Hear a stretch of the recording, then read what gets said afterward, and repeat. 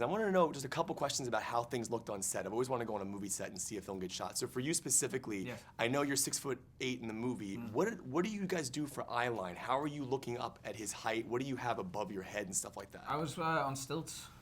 That is, I would walk around on stilts to get up to 6'8", so they could all look up at me. Wow, that's awesome. And But it's very green. Everything's green because it's just all green screen. You know? Yeah, the I mean, set's not entire as environment exciting is as green. you want it to be. I want to be there. We're going to mocap. Is it a performance capture? performance suit? 'Cause capture, yeah. Circus came in and everything like that. Circus didn't come. No, I'd worked with him before. On Tintin. Yeah, and a few other things, but like. We couldn't afford Circus. Yeah, he's expensive, and a poor man's circus. Yeah. And for you, when the flames come on, I know it's CGI, but are you given any markers as to where they are? Do you know when the fire's happening? Yeah, that's the cool thing about Johnny's kind of the way we shot Johnny's flames is because he had a light suit on.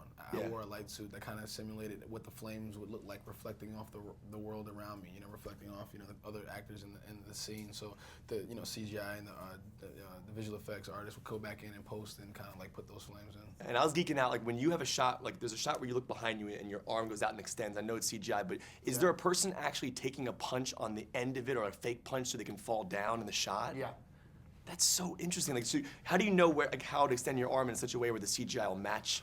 They're pretty specific on what angle, because everything is, it's really about, your shoulder, because it'll be my shoulder, and as much of my arm as they can use. So if the angle's off, then it's just gonna look weird. So they are pretty specific on, hey, Miles, turn a little more like that and just go straight back. Yeah, and then one more nerdy question for you. Like, obviously, when you're floating up in the force field, like, are you completely up there yourself? Do they actually lift you up on wires? Yeah, we did some of those shots on wires, and then some of them just on a crane, just me standing there.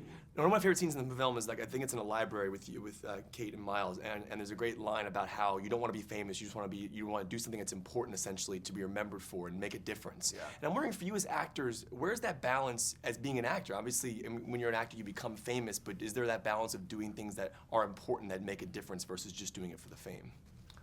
Oh yeah, I don't think any of us necessarily do. Look at a movie like this movie's going to make me famous. Right.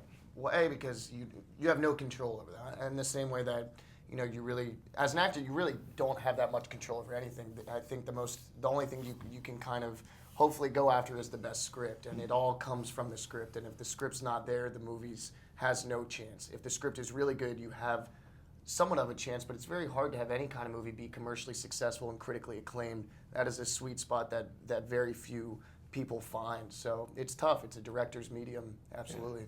And you four played pretty incredible characters in your career. I mean, I was mentioning Fruitvale Station, House of Cards, obviously Snowpiercer, Whiplash. And you leave a movie like this, and these are obviously superheroes, there's characters and development to them, but there's definitely emotional cores to who they are, especially I love the internal quality of your character.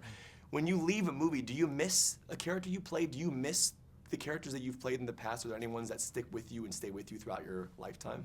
I do. I miss playing. I mean, I was happy that my character of Zoe died when she did on House of Cards, because I thought that was an exciting thing and a great event to happen for the story of the show. But I do miss that set and working with Spacey and all of those people. That was a character that I really loved playing, so I do miss doing that sometimes. Right. And any characters that you miss specifically? I mean, I've legitimately enjoyed every character that I've ever played. I've never been in a movie really and just been doing something where I'm like, oh God. This is so boring. This character sucks. Yeah. No, I like every character I'm playing, because when I read the script, I connected it. Is there a difference in approaching a character in a massive budget environment versus a lower budget environment? Because I know the prep is the same, but is it more fun to be on a set like this versus a lower budget set? Is there a difference in the connection to the character you have? I think it's the pace.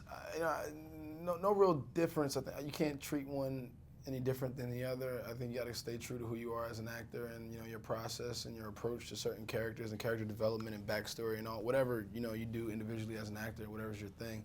I feel like me personally, smaller films, the pace is more. You're more active. You have more responsibility. You have to be more on all the time. When you do a bigger budget film, there's a lot of sitting around. There's a lot of waiting. You spend a lot of time in your trailer, so that could be a bit, I don't know, tedious for sure. So. Creed versus Johnny Storm? Sorry. Oh, I was going. Oh man, I don't know. Come on, I want to see that go down, man. I don't know. That'll be a pretty good matchup.